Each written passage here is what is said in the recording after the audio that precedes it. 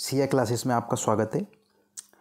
आज हम महत्वपूर्ण संशोधन जो हमने पिछले भाग पार्ट 1 में पढ़ा था उससे आगे कंटिन्यू करते हैं। ठीक है, तो आपको अगर वीडियो पसंद आए तो लाइक, शेयर और सब्सक्राइब करें। ठीक है, तो आज हम पढ़ेंगे अगला संविधान संशोधन 36वां। ठीक है, 36वां संविधान संशोधन हुआ था 1975 में। 1975 ईस्वी में 36वां संविधान संशोधन किया गया और इसके अंतर्गत ये प्रावधान किया गया कि सिक्किम को पूर्ण राज्य भारतीय संघ में शामिल कर दिया जाएगा।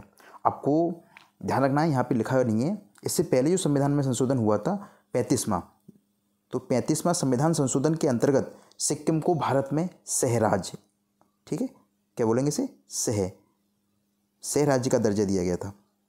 ठीक है, तो 35वें संविधान संशोधन 1974, ध्यान रखना है ये कब हुआ था, 1974। तो मैंने वो लिखा नहीं है, महत्वपूर्ण है, लेकिन आपको याद रखना है 1974 में 35वां संविधान संशोधन किया गया था जिसके अंतर्गत सिक्किम को सह राज्य का दर्जा दिया गया था। जबकि 36वां जो हुआ था अगले साल 1975 में, इसमें सिक्किम को क्या दिया गया, पूर्ण राज्य का दर्जा प्रदान कर दिया गया। ठीक है, इसके बाद हम पढ़ेंगे अगला संविधान संशोधन जो कि हमारे संवैधानिक इतिहास में सबसे महत्वपूर्ण संविधान संशोधन है। ठीक है, इस संविधान संशोधन को हम एक मिनी कॉन्स्टिट्यूशन या लघु संविधान कहते हैं। ठीक है, इसका नाम है 42वां संविधान संशोधन। तो 42वें संविधान संशोधन जो 1976 में किया गया था, उस समय भारत में इमरजेंसी लगी हुई थी। ठीक है, इंदिरा गांधी की सरकार भी। ठीक है, 1976 में ये जो संविधान संशोधन किया गया, इसमें काफ़ी संविधान में परिवर्तन कर दिया गया। ठीक है, यहाँ पे मैंने महत्वपूर्ण लिख दिए हैं, इसके अलावा और मैं आपको बताता जाऊँगा। ठीक है, तो सबसे पहले इसमें जो संविधान में परिवर्तन किया गया, उसमें पहला किया गया कि प्रस्तावना के अंदर 3 नए शब्द जोड़े गए। ठीक है, सब प्रस्तावना में 3 नए शब्द जोड़े गए। तो क्वेश्चन पूछ सकते हैं,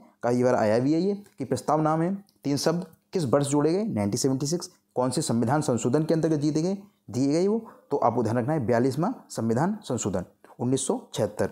इसके अंतर्गत समाजवादी, पंथनिरपेक्ष और अखंडता तीनों ही शब्दों को ऐड किया गया प्रस्तावना के अंदर। ठीक है, और एक ही बार अभी तक प्रस्तावना में शब्दों को जोड़ा गया है और वो जोड़ा गया था 1976 में। इसके अलावा हमारे संविधान में भाग 4A नया ऐड किया गया। ठीक है, 4A और उसके अंतर्गत अनुच्छेद 51A में, ठीक है, मूल कर्तव्यों को ऐड किया गया। मूल कर्तव्य उस समय जो जोड़े गए थे उनकी संख्या थी 10, तो 10 नए मूल कर्तव्यों को जोड़ा गया, जिसके अंतर्गत ध्यान रखना है इसकी जो सिफारिश की थी वो स्वर्ण सिंह, एक कमेटी बनी थी स्वर्ण सिंह। ठीक है, स्वर्ण सिंह के नाम पर एक कमेटी बनी थी, उन्होंने रिकमेंडेशन किया था कि हमारे संविधान में मूल कर्तव्य जोड़े चाहिए। ठीक है, और ये जो मूल कर्तव्य जोड़े गए थे वो कहाँ से लिए गए थे, तो आपको ध्यान रखना है तत्कालीन सोवियत संघ से।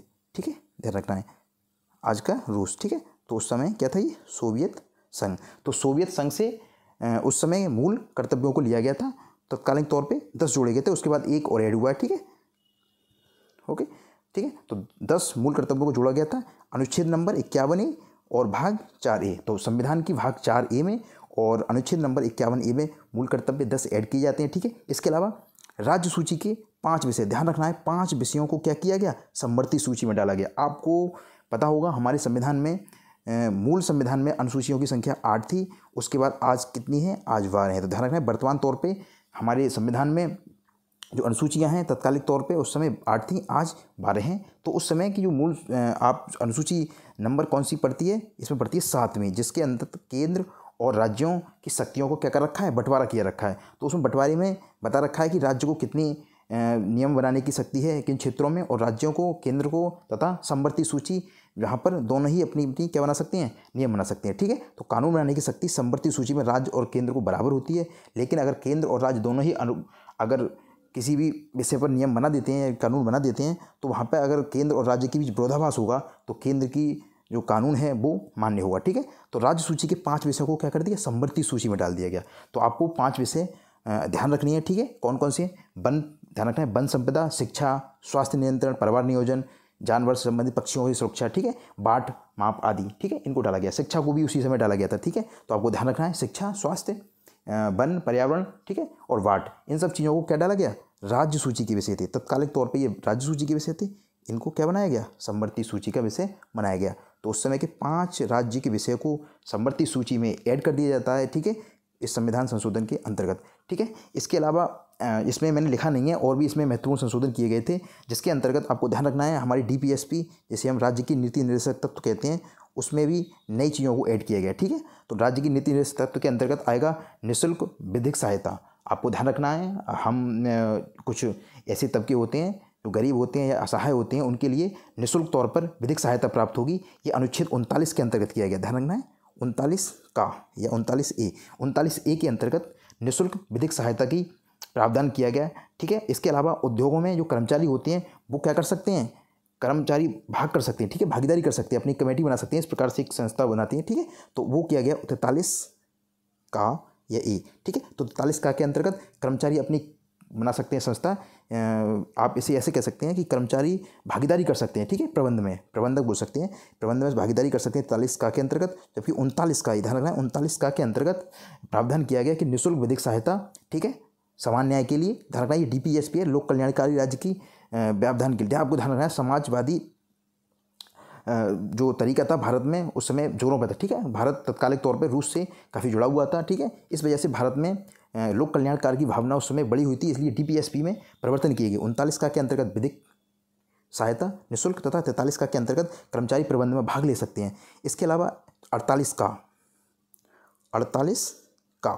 ध्यान रखना है, 48 का DPSP में इसके अंतर्गत प्रावधान किया गया कि हमें क्या करना है, वन की रक्षा और सुधार तथा वन्य जीवों की रक्षा करनी है, ठीक है। तो पर्यावरण को बचाने के लिए वन संपदा के क्या रखना है, रखरखाव, उनकी सुरक्षा करना 48 का के अंतर्गत जोड़ा गया। तो आपको ध्यान होना चाहिए कि DPSP भारतीय संविधान के भाग कौन सी में है, 4, भाग 4, ठीक है, भाग 4 में है। और उनके अनुच्छेद नंबर 36 से लेकर कहाँ तक है, आपका 51 तक। तो अनुच्छेद नंबर 36 से 51 तक क्या पड़ता है, आपका DPSP पड़ता है। इस DPSP के अंतर्गत हमारे नए और प्रावधान किए गए 3, ध्यान रखना है। एक तो विधिक सहायता निःशुल्क, जिसमें 39 का के अंतर्गत, जबकि 48 का के अंतर्गत वन पर्यावरण की सुरक्षा के लिए, ठीक है।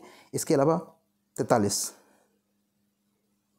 ठीक है, आपको ध्यान रखना है, 43 का के अंतर्गत ये व्यवस्था की गई कि कर्मचारी अपने प्रबंध में भाग ले सकते हैं, ठीक है, वो पार्टिसिपेट कर सकते हैं मैनेजमेंट में, ठीक है। ये 3 प्रावधान किए गए किसमें, DPSP में। मैंने लिखी नहीं है, आपको ध्यान रखना है कि 3 नए DPSP में प्रावधान किए गए। इसके अलावा भारतीय लोकसभा की कार्यकाल और विधानसभा को कार्यकाल 6 वर्ष किया गया, 1 साल बढ़ा दिया गया था। इसके अलावा कोरम पूर्ति होती है 1/10, ठीक है, जिसमें गढ़ पूर्ति होती है कि कम से कम लोकसभा तथा राज्यसभा के जो सदस्य होते हैं, किसी भी सदन को चलने के लिए 1/10 सदस्यों का होना अनिवार्य होता है। तो उस समय की वो गणपूर्ति की जो आवश्यकता थी उसको खत्म किया गया, ठीक है। ध्यान रखना, संसद और राज्य विधानसभाओं में, तो राज्य की विधानसभाएं तथा संसद के लिए गणपूर्ति की जो आवश्यकता थी उसको खत्म कर दिया गया, ठीक है। तो आपको ध्यान रखना है, ये काफ़ी परिवर्तन किया गया। और इसके अलावा राष्ट्रपति 42 के अंतर्गत लिखा गया है कि राष्ट्रपति को जो मंत्रिपरिषद है उसकी सलाह को मानने के लिए बाध्य किया गया, ठीक है। आपने पढ़ा होगा, ठीक है।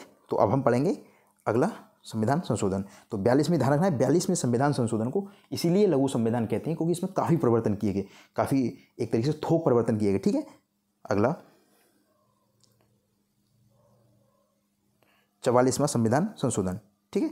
44वें संविधान संशोधन के अंतर्गत जो भी पीछे गलतियां की गई थी उनमें काफ़ी हद तक सुधार किया गया, जिसके अंतर्गत पहले जो परिवर्तन किया गया, राष्ट्रपति द्वारा किसी भी विधेयक को एक बार पुनर्विचार के लिए लौटाया जा सकता है। ध्यान रखना है, एक बार पुनर्विचार के लिए किया जा सकता है, जबकि इसके बाद अगर दोबारा से मंत्रिपरिषद उसी प्रस्ताव को पास करके वापस भेज देती है तो राष्ट्रपति को उस पर काम करने के लिए बाध्य किया गया, ठीक है। तो आपको ध्यान रखना है, सबसे पहला क्या किया गया, राष्ट्रपति को किसी भी विधेयक पर एक बार के लिए पुनर्विचार के लिए वापस भेजने की शक्ति। इसके अलावा राष्ट्रीय आपातकाल जो लगाया गया था उस समय उसमें लिखा हुआ था आंतरिक अशांति, आर्टिकल 352 नंबर अनुच्छेद में लिखा है कि आंतरिक अशांति के आधार पर किसी भी वजह से क्या लगा सकता है आपातकाल, उसकी जगह क्या किया गया, सशस्त्र विद्रोह।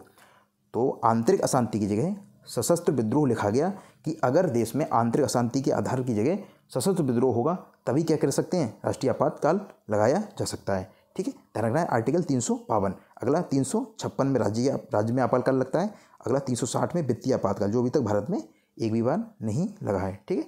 इसके अलावा संपत्ति का जो अधिकार था, ध्यान रखना है, संपत्ति का अधिकार 31 तथा 19 के अंतर्गत दिया गया था। तो उसके दोनों नियमों को निरसित किया गया और उनकी जगह 300 का नया जोड़ा गया, ठीक है। और 300 का के अंतर्गत संपत्ति के जो मूल अधिकार है, ध्यान रखना है, संपत्ति का उस समय मूल अधिकार तो भारत में मूल अधिकारों की संख्या उस समय 7 थी, उनकी जगह एक मूल अधिकार को खत्म किया गया और उस मूल अधिकार का नाम है संपत्ति का अधिकार। तो संपत्ति के अधिकार को एक विधिक अधिकार बनाया गया, ठीक है, एक कानूनी अधिकार बनाया गया। और कौन से आर्टिकल में लिखा गया इसको, 300 का या 300A। तो ध्यान रखना है, 300A में संपत्ति के अधिकार को एक विधिक अधिकार का जगह दिया गया। इसके अलावा राष्ट्रीय आपातकाल में ध्यान रखना है, अनुच्छेद 20 और 21 के अंतर्गत व्यक्ति को जो मूल अधिकार प्राप्त होते हैं उनको निलंबित नहीं किया जा सकता।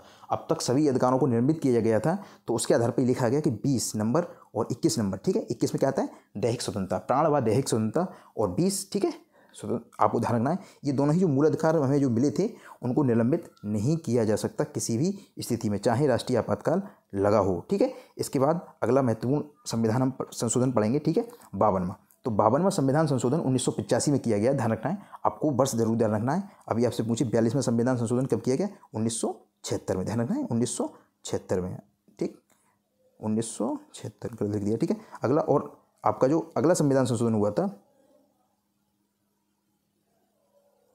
वो आपको ध्यान रखना है कब हुआ है, 44वां 1978 में, ठीक है। तो आप देख सकते हैं। इसके बाद 52वां में संविधान संशोधन के अंदर लिखा गया कि दल बदल, उस समय पार्टी में क्या करते थे, सांसद या विधायक एक पार्टी से जीतते थे, उसके जीतने के बाद जैसे ही उन्हें लगता था कि सरकार में उन्हें वहाँ पे उतना ज़्यादा वो नहीं मिल पा रहा है, ठीक है, पद वगैरह, ठीक है, तो ऐसी स्थिति में वो अपनी पार्टी चेंज करके दूसरी पार्टी में चले जाते थे, ठीक है। तो आयाराम गयाराम की स्थिति हो गई थी, ठीक है, हरियाणा के एक विधायक थे। तो ऐसी स्थिति में दल बदल रोकने के लिए, उनको अयोग्य घोषित कराने के लिए, ठीक है, 52 में संविधान संशोधन पास किया गया, और जो 1985 में किया गया, ठीक है, ध्यान रखना है। तत्कालीन राजीव गांधी की सरकार थी, और 10 में नई अनुसूची जोड़ी गई। आपको ध्यान होगा, पीछे भी मैंने पहले भाग में बताया है कि भारत के मूल संविधान में 8 अनुसूचियाँ थीं, ठीक है, जबकि उस समय नवी अनुसूची जोड़ी गई जिसमें एक ऐसे प्रावधान किया गया कि कोई भी नया विषय इसमें अगर नवी अनुसूची में अगर आपने डाल दिया है तो उसके बाद उसमें सुप्रीम कोर्ट क्या नहीं कर सकता, पुनर्विचार नहीं कर सकता। तो नवी अनुसूची जोड़ेगी सन 1951 में, ध्यान रखना है, 1951 में पहले संविधान का जो संशोधन हुआ था वो इसी के लिए हुआ था, नवी अनुसूची जोड़ने के लिए। अब कौन सी अनुसूची जोड़ी जा रही है, 10वीं। तो आपको ध्यान रखना है 10वीं अनुसूची जोड़ी गई है 52वें संविधान संशोधन 1985 के अंतर्गत, ठीक है, जिसमें दल बदल के विरोध के लिए अयोग्य घोषित करने के लिए, अगर कोई व्यक्ति दल बदल घोषित हो जाता है, दल बदल कर लेता है, तो उसको अयोग्य घोषित किया जाएगा, ठीक है, उसकी जो सदस्यता है उसको खत्म कर दिया जाएगा। 10वीं अनुसूची जोड़ी गई है सन 1985 में 52वें संविधान संशोधन के अंतर्गत, ठीक है। अगला है 58वां संविधान संशोधन 1987, ठीक है, 1987 है ये, ठीक है। तो 1987 के अंतर्गत संविधान में जो हमारा संविधान है उसकी जो भाषा है, ध्यान रखना है, उसकी प्राधिकृत भाषा इंग्लिश में लिखा हुआ था, उसको हिंदी में भी किया गया, ठीक है, रूपांतरण, ध्यान रखना है।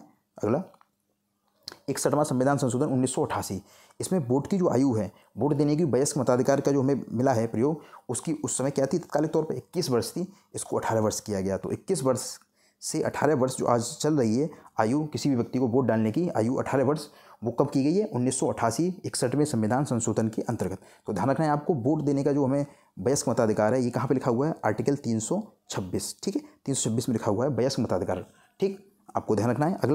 अगला संविधान संशोधन हुआ था 69वां 1991, जिसके अंतर्गत एनसीआर, ध्यान रखना है, एनसीआर मतलब किसको बोलते हैं, दिल्ली। तो दिल्ली जो हमारा राजधानी क्षेत्र है उसको नेशनल कैपिटल रीजन, ठीक है, राष्ट्रीय राजधानी क्षेत्र घोषित किया गया, और इसमें विधानसभा, ध्यान रखना है, इसमें विधानसभा प्रारंभ की गई और उसमें 70 विधानसभा सदस्यों को, ठीक है, प्रावधान किया गया। तो आपको ध्यान रखना है 69वें संविधान संशोधन के अंतर्गत दिल्ली को एक एनसीआर का क्षेत्र बनाया गया। इसके अलावा इसमें विधानसभा 70 विधानसभा का एक सत्र प्रारंभ किया गया, ठीक है। इसके बाद अगला है आपका 71वां संविधान संशोधन, लास्ट है हमारा 71वां संविधान संशोधन।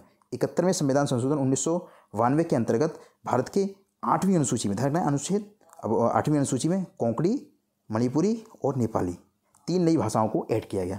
वापस देख सकते हैं, कोंकणी, मणिपुरी और नेपाली, इन 3 भाषाओं को 71वें संविधान संशोधन 1992 के अंतर्गत जोड़ा गया है, और 8वीं अनुसूची में 3 और भाषाएं ऐड हो चुकी हैं, ठीक है। प्रारंभ में भारत की संविधान की अनुसूची नंबर 8 में कितनी भाषाएं थी, 14, ठीक है, ठीक है, तो उनको जोड़ते जा रहे हैं और आपको आगे आगे पढ़ते आएंगे, और आज जो स्थिति है 22 भाषाओं की, ठीक है, वो पूरी हो जाएगी, ठीक है। तो आपको ध्यान रखना है, इसमें सबसे महत्वपूर्ण जो संविधान संशोधन है मैंने बताया है 42वां संविधान संशोधन, 44वां संविधान संशोधन और 61वां संविधान संशोधन, जिसमें वोट की आयु 21 से 18 की गई। इसके अलावा 71वां संविधान संशोधन, जिसमें 3 नई भाषाओं को ऐड किया गया, ठीक है।